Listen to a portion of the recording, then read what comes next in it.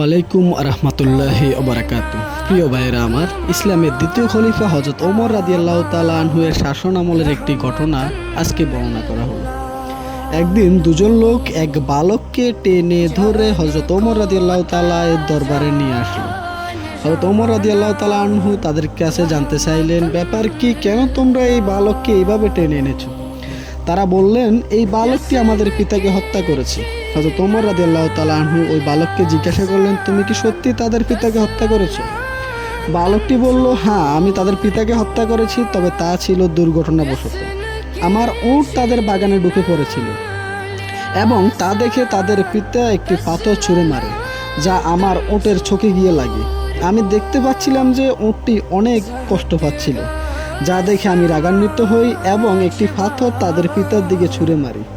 পাথরটি গিয়ে তার মাথায় লাগে এবং সে ওখানেই মারা যায়। হযরত ওমর রাদিয়াল্লাহু তাআলা ওই দুই লোককে জিজ্ঞাসা করলেন, তোমরা কি এই বালকটিকে ক্ষমা করবে? উত্তরে তারা বলল, না, আমরা এই বালকটিকে ক্ষমা করব না, আমরা তার মৃত্যুদণ্ড চাই। হযরত ওমর রাদিয়াল্লাহু তাআলা ওই বালকের কাছে জানতে চাইলেন, তোমার কি কোনো শেষ ইচ্ছা আছে?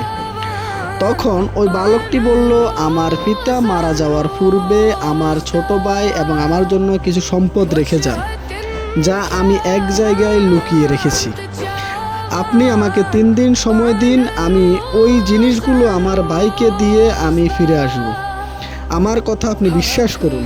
হযরত ওমর রাদিয়াল্লাহু তাআলা আনহু বললেন, আমি তোমার কথা বিশ্বাস করতে পারি যদি তুমি একজন জামিনদার জোগাড় করতে পারো, যে নিশ্চয়তা দেবে যে তুমি ফিরে আসবে।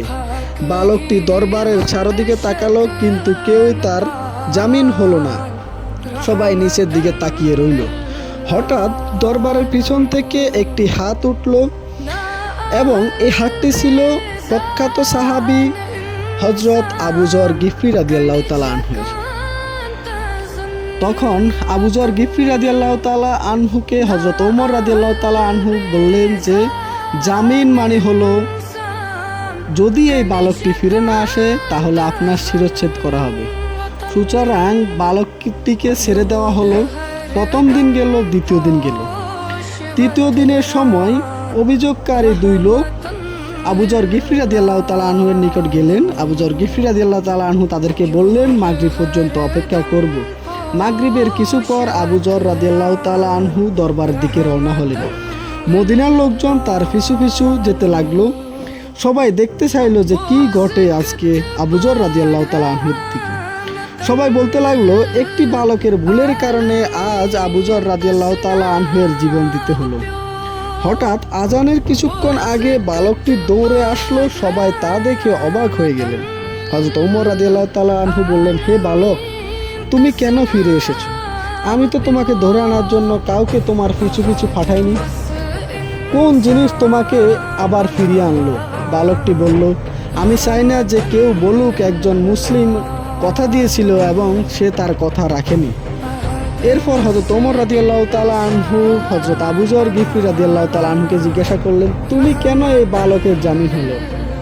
হযরত আবু যর গিফরি রাদিয়াল্লাহু তাআলা আনহু বলেন, আমি চাই না যে কেউ বলুক একজন মুসলমানের সাহায্যের প্রয়োজন ছিল, কিন্তু কোনো মুসলমান তাদেরকে সাহায্য করে না। এই কথা শুনে অভিযোগকারী 2 বালক বলেন, আমরাও চাই না যে কেউ বলুক যে একজন মুসলমান ক্ষমা চেয়েছিল, কিন্তু অপর মুসলমান তাকে ক্ষমা করেনি। প্রিয় ভাইয়েরা আমার, এ থেকে বোঝা গেল যে